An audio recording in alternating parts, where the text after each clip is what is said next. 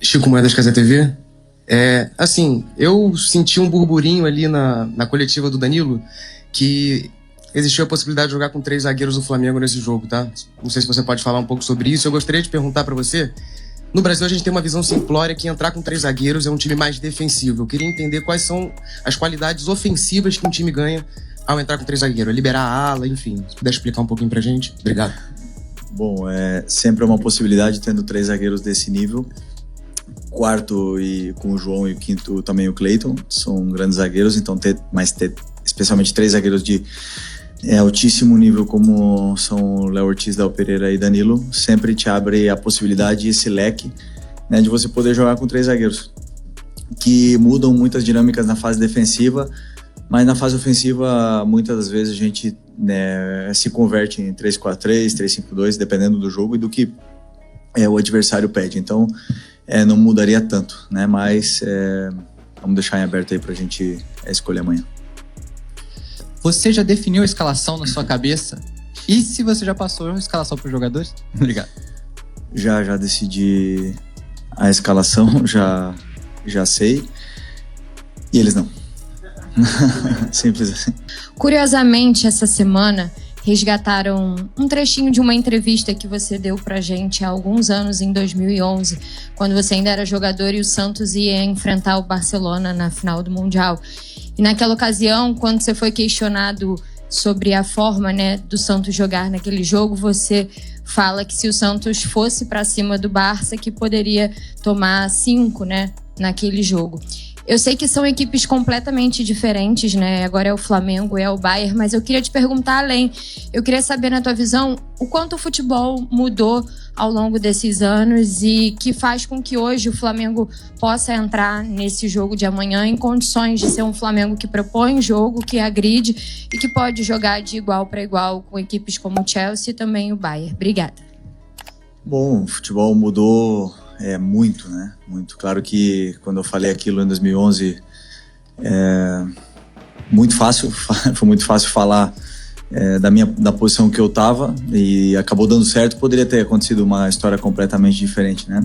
Dando certo pelo que eu falei, não pro Santos, né, no caso, mas eu não comparo nenhum time até hoje que eu joguei com aquele Barça do Messi, né? O do Guardiola e do Messi. Aquilo lá pra mim era um time absurdo que entrava no campo e o único objetivo era não tomar goleada para os outros, era mais ou menos isso. Então os tempos mudaram, os treinadores mudaram, os jogadores mudaram, as redes sociais mudaram o comportamento dos jogadores, também dos torcedores. Então estamos ainda nesse período de transformação do futebol, mas que houve uma evolução muito grande tática desde então.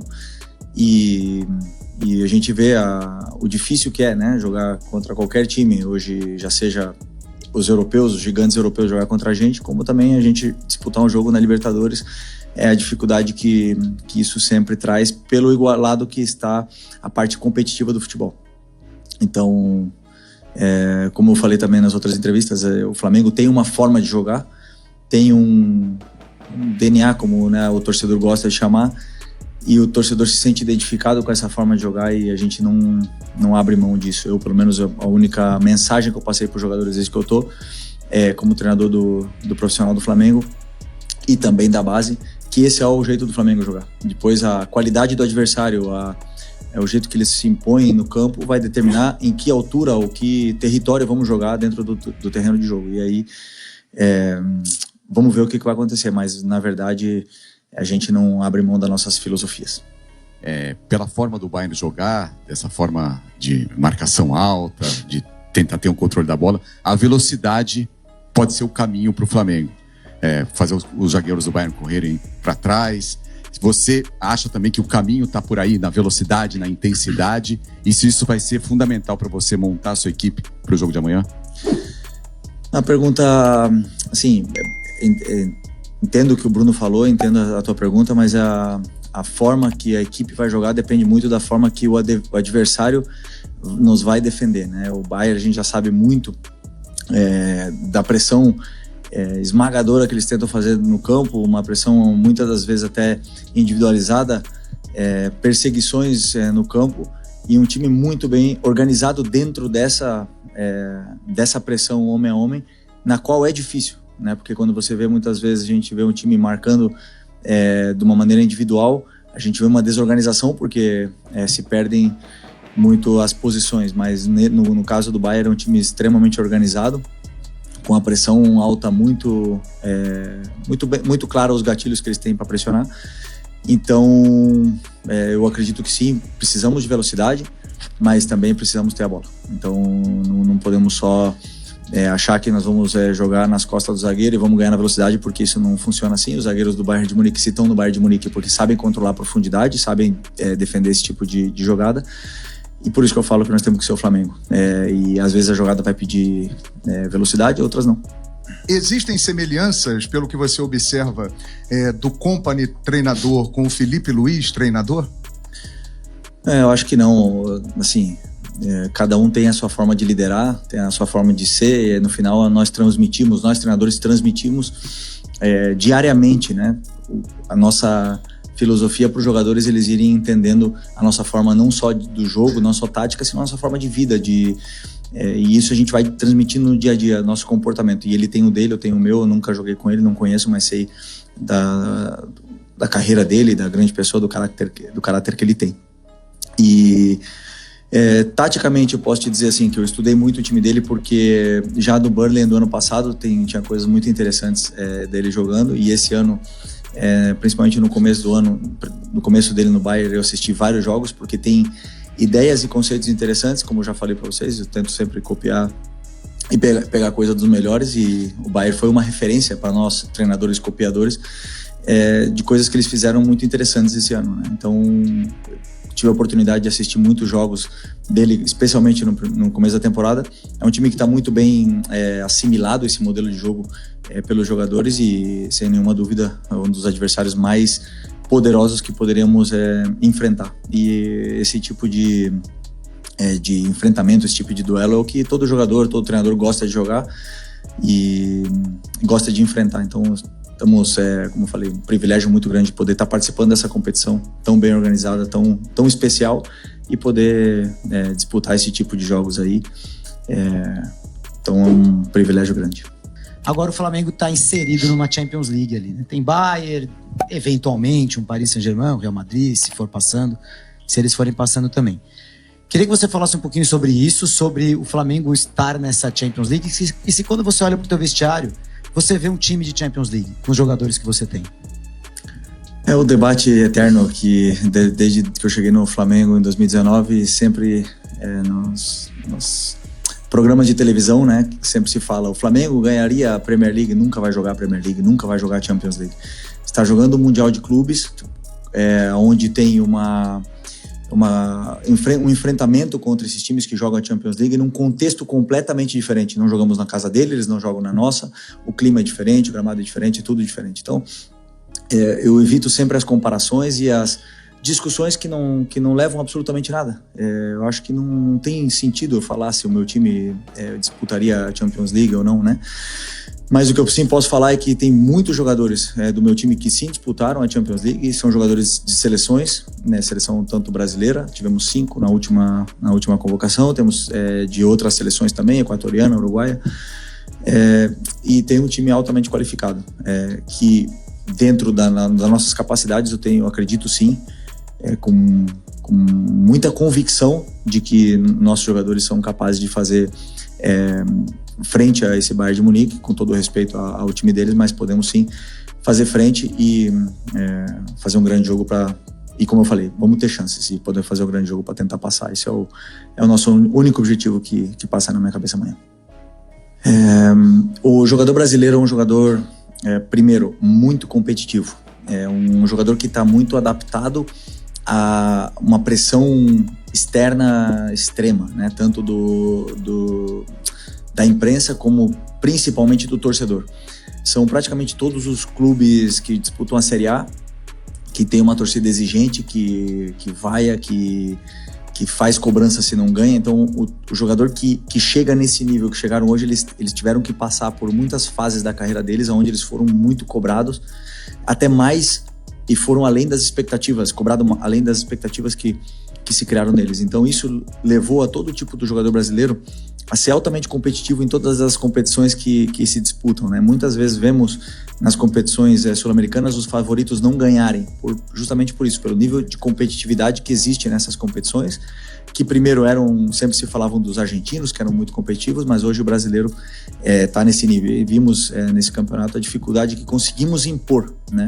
Claro que depois a qualidade, dentro do campo, ela manda, né? O território que você vai jogar, se você não tem tanta qualidade, você não consegue jogar no campo do adversário durante muito tempo, mas não tenho dúvida que a força, a mentalidade que esse jogador brasileiro criou durante todos esses anos faz com que sejamos tão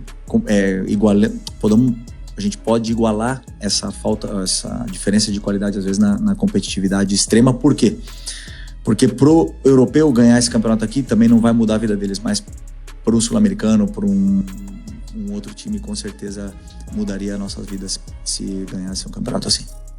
Agora sim, Felipe, boa noite, Richard Souza, TV Globo.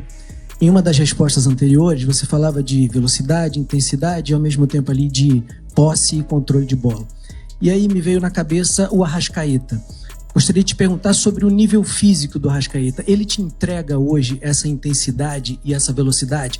Falar nisso necessariamente não exclui o Arrascaeta? É possível ter isso com ele em campo? É possível ter ele, é possível não ter ele. Temos um elenco com jogadores muito polivalentes que podem jogar em várias posições diferentes, que podem nos dar características e situações diferentes para o jogo que precisa. O Arrascaeta está apto, nos dá... até agora vem crescendo cada jogo e nos vem dando muito trabalho, muito sacrifício, e depois a qualidade dele é inquestionável. Então está disputando por uma vaga no time do mesmo jeito que todos os outros. Felipe, eu ia te perguntar sobre Danilo e Alexandre terem jogado pelo Porto contra o Bayern, mas isso foi 10 anos atrás. Eu ia te perguntar que importância tem isso. Vou colocar só por você saber. Eu fiz praticamente todas as entrevistas aqui nessa sala, Xabi Alonso, Company, nenhuma foi tão tática quanto a sua. Você acha que esse jogo é o mais tático até agora desse campeonato mundial? Desculpa só, o que o Alexandre e o Danilo, Não, o Alexandre ganhou. O Alexandre e o Danilo ganharam do Bayern em 2015. Que eles jogaram contra o Bayern. Isso ajuda mais dentro de campo ou no vestiário? Agora eu entendi. Eu não estava entendendo. Eu também joguei contra o Bayern. Você não viu, PVC? Eliminamos o Bayern, sim, na semifinal. Ganhamos na ida e perdemos na volta. Mas... E o que você falou depois que já fugiu? Do duelo tático. Não, então, assim, eu procuro sempre estudar muito. A parte tática é uma coisa que... as soluções que existem no jogo é uma coisa que sempre me gerou muita curiosidade quando eu já era jogador e que traçam o meu caminho agora, né, no dia a dia. É tático até certo ponto. Dentro do jogo existe um certo momento do caos que se perdem, né, essas partes táticas, e aí o jogador ele depende dele mesmo, mas não tenho dúvida que vai ser um enfrentamento muito tático em partes, mas em todas as partes, tanto na fase ofensiva como na fase defensiva. Tem um time muito poderoso do outro lado que vamos ter que estar taticamente perfeitos para poder anulá-los. Eu queria saber o desafio do técnico de preparar esse jogo nesse quesito atenção, para que o excesso, talvez, de atenção não vire nervosismo, e às vezes o ser humano, quando ele fica muito nervoso diante de uma situação, ele acaba errando coisas simples que normalmente ele não erra. Queria saber como é que você trabalha para que a atenção não acabe se transformando em um nervosismo e às vezes o movimento saia errado, não saia como sai de costume, muito por conta disso. Obrigado. É o tipo do jogo que o jogador, você não precisa motivar de nenhuma forma, né? Todos eles estão extremamente motivados, e o que você falou é uma coisa que realmente pode acontecer, que é o excesso de preparação, de ansiedade. Isso gera essa tensão inicial durante o jogo. Tem que achar um equilíbrio, e aí eu diria que cada jogador tem a sua própria forma de preparar um jogo, cada forma de se concentrar e de chegar de uma forma óptima no jogo. O treinador não controla essa preparação que eles têm, com quem que eles falam no telefone, como eles estão se preparando para o jogo, mas o que eu sim posso fazer é, assim, como eu falei antes, é tentar passar tudo o que vai acontecer, dar todas as soluções ou alertas para eles, para entender o que vai acontecer durante o jogo, e a partir daí que eles possam identificá-las dentro do campo e se sentirem melhor no jogo do que se não tivesse nenhum tipo de informação, entendeu? Então esse é o meu trabalho, é o que eu acredito, e a concentração é muito individual de cada um. E nessa Copa do Mundo, os sul-americanos estão conseguindo vencer. O Flamengo venceu, o Botafogo venceu. O que isso significa? O que está fazendo essa equalização, por assim dizer? Eu continuo achando que os times da elite europeia são superiores, estão com os melhores jogadores. O maior exemplo é por que o Vinícius Júnior não está aqui no Flamengo. O melhor jogador do mundo era do Flamengo e não está aqui por quê? Porque foi para a Europa para jogar nos melhores times do mundo, com maior salário, com maior prestígio, para jogar melhores competições, e é simples assim. Nós estamos competindo bem essa competição e podemos até vencê-la. Algum dos brasileiros pode até vencê-la, isso pode chegar a acontecer, nada é impossível no futebol, mas nós vencemos um jogo e as comparações existem. Eu acho totalmente desnecessário comparar uma realidade, que não precisamos de uma comparação, de ganhar um jogo para dizer que somos melhores que eles. Você olhar como estão formados os elencos, que tipo de jogadores estão no elenco de cada equipe, e você sabe, agora dentro do campo, qualquer um pode ganhar. Que o nosso futebol brasileiro vem melhorando, vem crescendo sim, mas estamos ainda muito longe de poder se comparar com o futebol europeu.